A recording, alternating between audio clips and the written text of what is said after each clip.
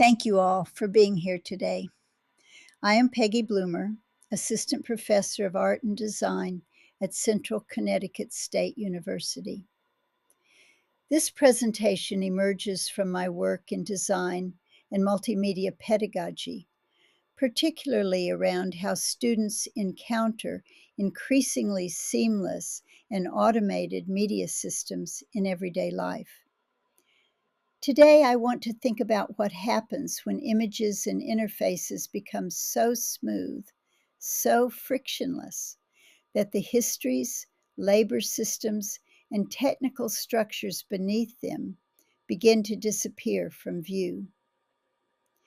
I'll be arguing that post-digital design pedagogy can function as a form of media archaeology, helping students recover and critically engage the layered histories hidden beneath contemporary digital culture. I want to begin with the idea of what I'm calling the smooth image. By this, I mean visual and technical systems that appear seamless, frictionless, and self-evident. Smooth images often feel detached from material production. They seem to emerge effortlessly. This is especially visible in contemporary AI-generated imagery, highly polished interfaces, algorithmic recommendation systems, and platform-based visual culture. These systems frequently conceal the infrastructures that produce them: data sets, labor, energy consumption, histories of visual representation, and technical constraints. Smoothness becomes not only an aesthetic quality, but also an ideological one. The smoother the interface appears, the less visible its underlying structures become. One of the central problems with smooth systems is that they obscure the conditions of their own production.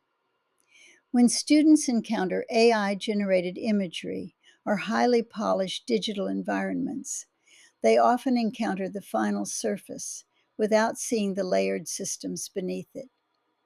Smoothness hides labor, including invisible forms of digital labor, such as data labeling and content moderation.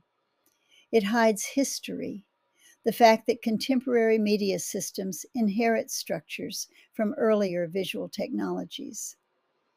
It hides materiality, the hardware, energy infrastructures, and physical constraints involved in digital production. It also hides ideology. Many automated systems present themselves as neutral or inevitable, while quietly embedding systems of classification, bias, and power. And finally, smoothness conceals technical constraints themselves. Pixels, compression artifacts, data sets, grids, and algorithmic limitations are often erased beneath the illusion of seamless functionality. A major goal of this pedagogy is to help students understand that media technologies are not isolated inventions. They carry residual histories. Pixels emerge from grid logics that connect to weaving, embroidery, and early computational structures. AI-generated imagery emerges from photographic archives, classification systems, and historical regimes of representation. Contemporary interfaces inherit organizational logics from industrial systems, bureaucratic ordering, and information management. In other words, digital systems do not erase earlier media forms. They reorganize and reconfigure them. This is why media genealogy becomes important pedagogically. Students begin to see that contemporary technologies are layered cultural formations rather than purely novel innovations. This leads to the central pedagogical question of the presentation. How do students learn to perceive the hidden structures beneath contemporary media systems? How do they learn to recognize technological inheritances, ideological assumptions, and material conditions that are increasingly concealed by smooth digital aesthetics. I want to suggest that design pedagogy can function as a kind of critical interruption.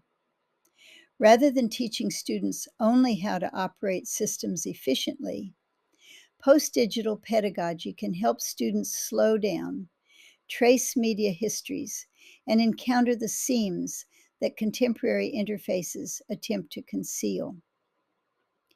In this sense, friction becomes pedagogically productive. The goal is not nostalgia for analog media. Rather, it is developing historical and critical awareness within contemporary technological culture. Before moving into the classroom examples, I want to briefly establish the theoretical framework shaping this project. I'm intentionally keeping this section relatively light because the goal is not to produce a purely theoretical argument. Rather, I want to establish a conceptual vocabulary for thinking about how contemporary media systems conceal the structures that produce them. This framework draws from post-digital theory, media archaeology, and critical technology studies, but ultimately it asks a practical pedagogical question. How do students learn to perceive what contemporary media systems increasingly attempt to hide? The concept of the smooth image emerges from post-digital theory and contemporary critiques of platform aesthetics.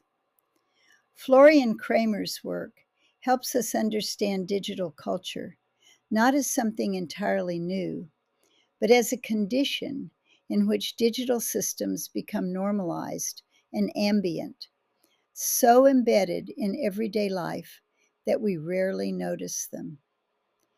At the same time, Hito Steyerl's work on circulation, compression, and digital visuality draws attention to the ways contemporary media increasingly operate through speed, flow, and seamless distribution. What interests me here is a related phenomenon. Automation itself becomes aesthetic.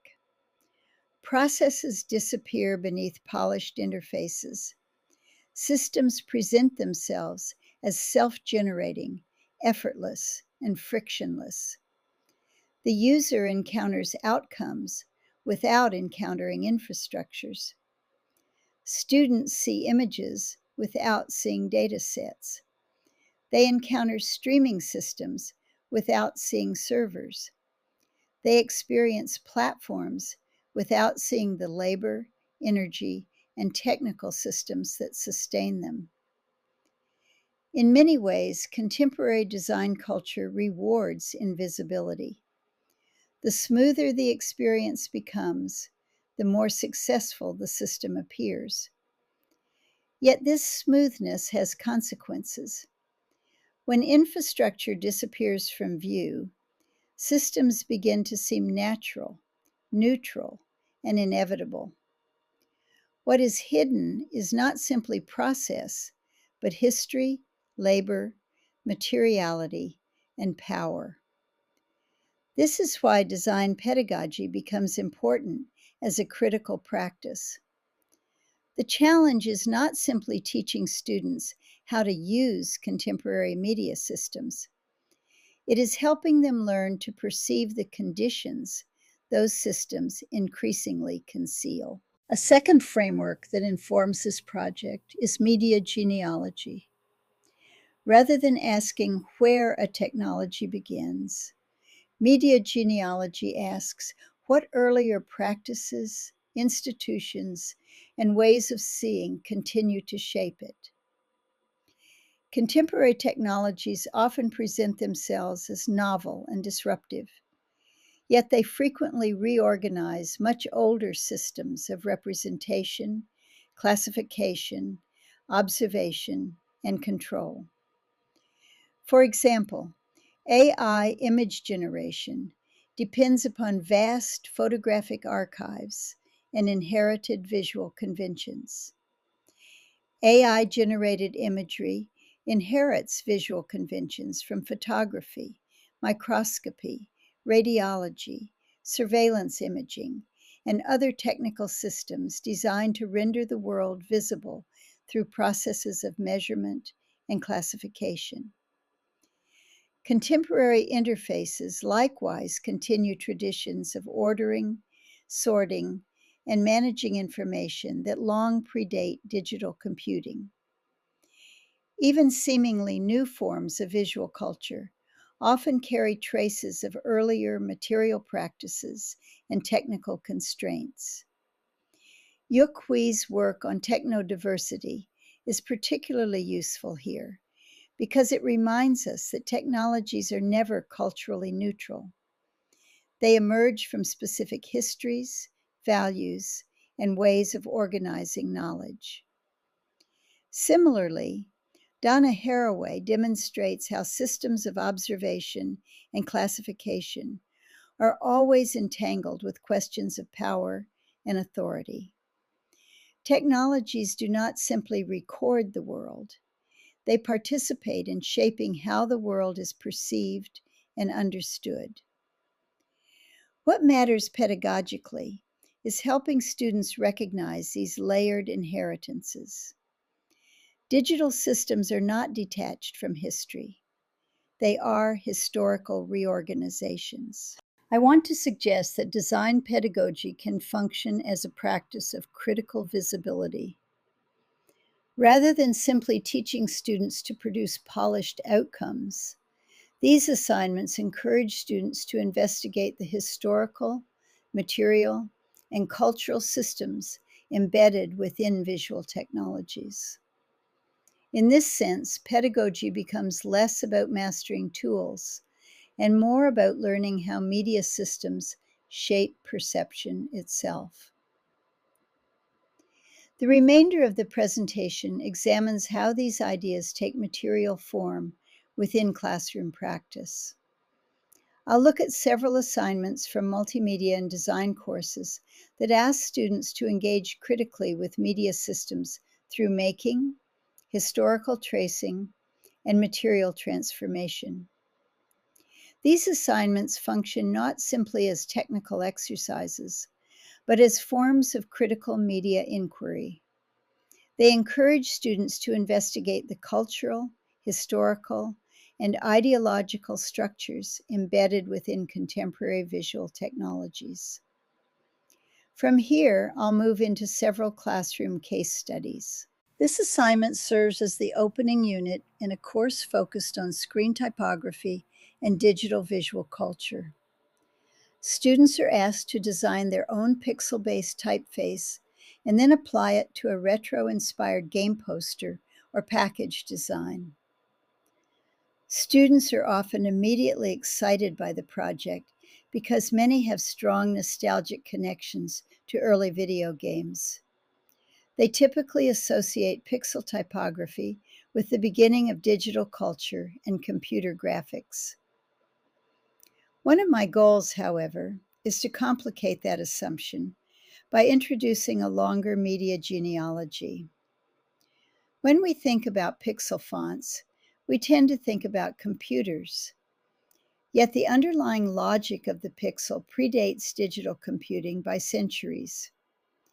As the image on the left illustrates, pixel-based construction emerges from grid systems found in cross-stitch embroidery, weaving patterns, mosaics, and other modular forms of visual production. Similar logics later appeared in mechanical and electronic display systems, including airport information boards, railway schedules, digital clocks, calculators, and early LED signage. In other words, the pixel is not a technological beginning. It is a technological inheritance. Students begin the assignment by constructing letter forms within a fixed grid system. They work within strict formal constraints similar to those that shaped early digital graphics, including limited color palettes and low-resolution forms. Using Illustrator and Photoshop, they then develop pixel-based imagery and apply their custom typefaces to a final game poster or package design. What becomes visible through the assignment is the relationship between constraint and creativity. Students experience firsthand how technological limitations shape aesthetic outcomes. More importantly, they begin to understand that contemporary digital media do not emerge in isolation.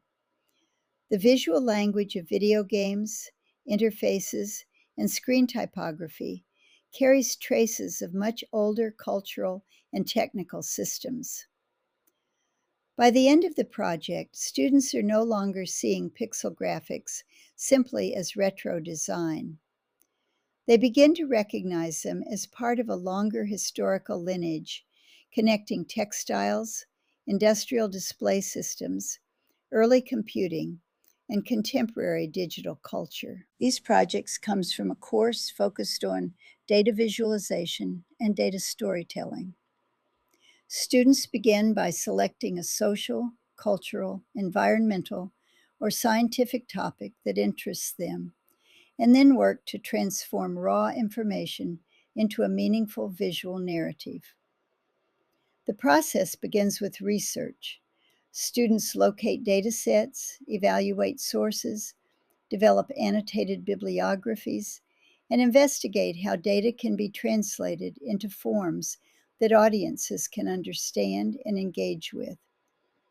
Throughout the semester, they experiment with a variety of tools, including AI-assisted platforms such as Julius.ai, ChatGPT, Copilot, and other visualization systems that help identify patterns, relationships, and potential forms of representation.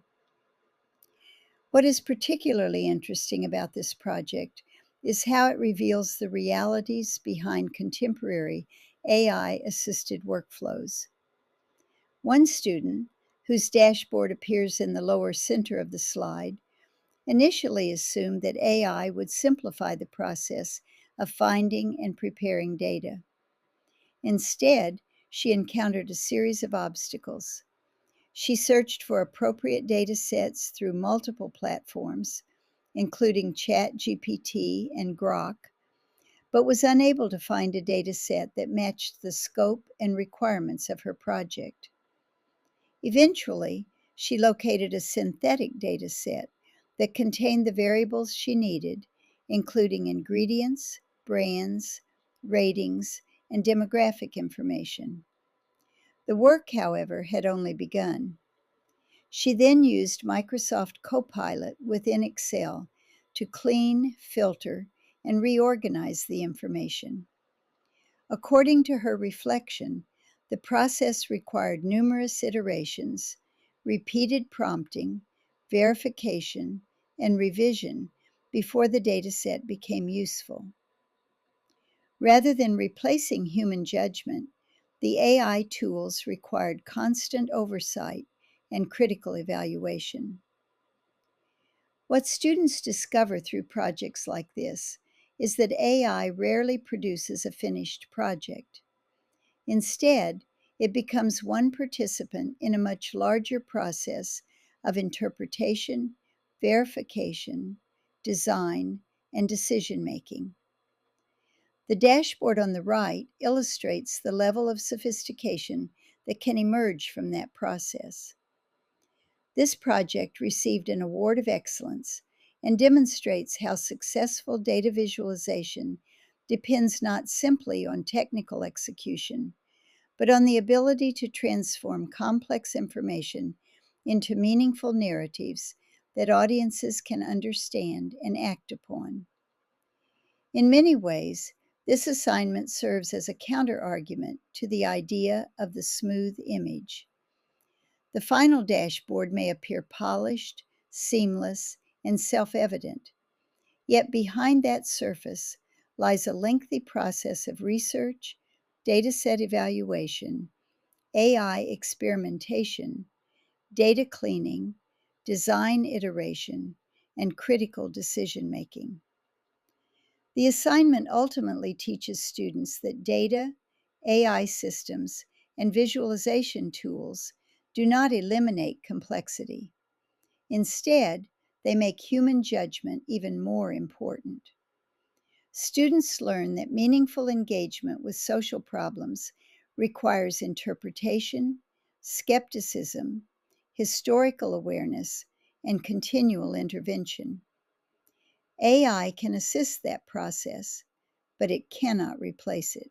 This assignment was inspired by an exhibition at the American Museum of Natural History that showcased products developed by Indigenous artists and communities using traditional cultural motifs and design practices.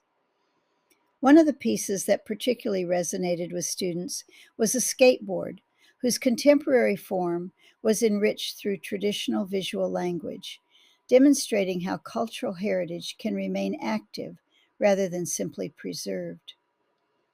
Building on that idea, students are asked to develop a 4-item product collection inspired by their own heritage, family traditions, or a culture that holds personal meaning for them. The project begins with research and visual exploration. Students collect references, identify recurring motifs, and investigate the histories, symbols, materials, and patterns associated with a particular cultural tradition. They then use generative AI tools to experiment with pattern creation and visual development.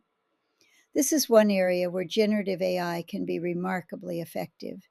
As the examples on this slide demonstrate, students are able to quickly generate a wide variety of textile patterns, ornamental motifs, surface treatments, and decorative systems. Rather than beginning with a blank page, they can rapidly explore visual possibilities and test multiple directions. However, the project does not end with image generation. Students then use those generated patterns as source material for a broader design system. Through additional prompting, editing, selection, and refinement, they apply those patterns across a collection of products. In the examples shown here, students developed collections ranging from home goods and decorative objects to apparel, accessories, and cultural merchandise. What emerges is an important lesson about AI-assisted design. While AI can generate patterns almost instantly, it cannot determine which patterns are culturally meaningful, which visual directions are appropriate, or which designs best communicate a particular narrative of heritage and identity. Those decisions remain deeply human decisions. The project then moves beyond image generation entirely. Students are required to build a responsive CCS grid website that presents and contextualizes their collection. To do this successfully, they must apply foundational web design skills, including HTML, CCS, file management, hosting, and navigation structures. They are welcome to use AI-assisted coding tools, but they quickly discover that successful implementation still requires an understanding of how web systems function. This is where the project connects directly to the themes of this presentation. The final website may appear seamless to the viewer, but beneath that polished surface lies a complex process of research, cultural interpretation, pattern development, prompting, revision, coding, testing, and design decision-making. What students ultimately discover is that AI does not eliminate the need for expertise. Instead, it shifts where expertise is required. Perhaps most rewarding is the classroom experience that emerges from these projects. Students are consistently surprised by the diversity of cultural traditions represented by their classmates. The assignment becomes not only a design exercise, but also a form of storytelling, cultural exchange, and reflection on how contemporary technologies can be used to engage with histories that remain meaningful in the present. In that sense, the project demonstrates another important principle of post-digital pedagogy. Technology becomes most valuable not when it erases cultural differences, but when it helps students explore, communicate, and reinterpret them. AI can generate the pattern, but it cannot generate the meaning. Throughout this presentation, I have argued that post-digital design pedagogy is not simply about teaching students new technologies. It is about teaching students to see. As contemporary media systems become increasingly seamless, automated, and frictionless, the histories, labor, infrastructures, and assumptions that shape them become more difficult to perceive. The smooth image appears self-evident, yet every interface, data set, algorithm, and generated image carries traces of the systems that produced it. The assignments I have shared today invite students to slow down and examine those hidden layers. Whether working with pixel typography, AI-assisted data visualization, or culturally informed design systems, students learn that technologies do not emerge in isolation.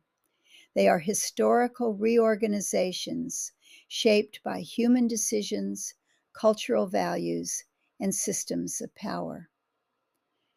This matters beyond the classroom. Much of the current conversation about AI and employment focuses on jobs that may disappear through automation. Yet history suggests that technological shifts rarely eliminate the need for human expertise. Rather, they change where expertise is required. Just as manufacturing increasingly depends upon advanced logistics, robotics, and systems management, AI-driven industries will require people capable of critical analysis, creative problem-solving, ethical decision-making, and interdisciplinary thinking. The challenge for educators is not simply preparing students to use AI tools.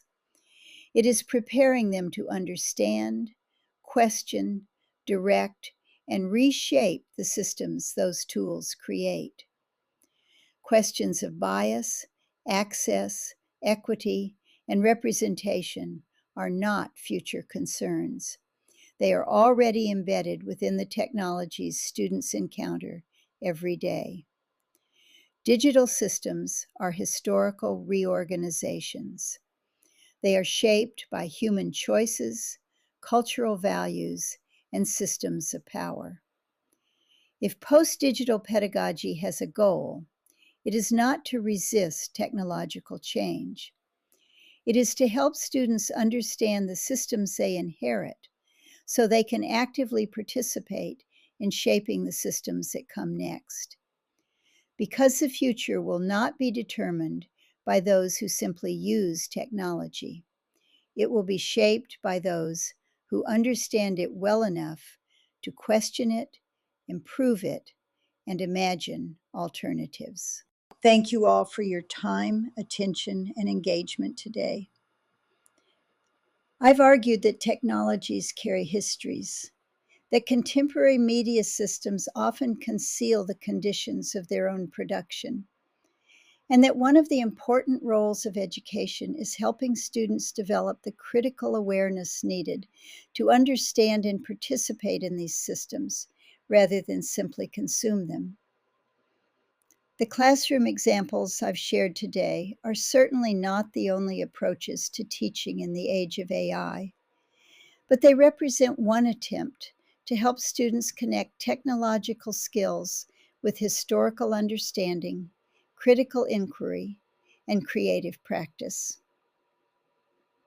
I'd like to use the remainder of our time as an open discussion. Rather than ending with definitive answers, I'd like to end with a set of questions that continue to shape my own teaching and research. Questions for discussion. What do students need to see in order to shape the systems that come next? What becomes possible when students learn to see what smooth systems conceal? How do we prepare students not just to use emerging technologies, but to shape them? If technologies carry histories, what responsibilities do we inherit with them? Who gets to shape the systems that come next? I welcome your thoughts, experiences, questions, and perhaps even your disagreements. I'm particularly interested in hearing how colleagues from different disciplines are navigating these challenges, and how we might think together about the relationship between teaching, technology, history, and the future. Thank you again, and I look forward to the discussion.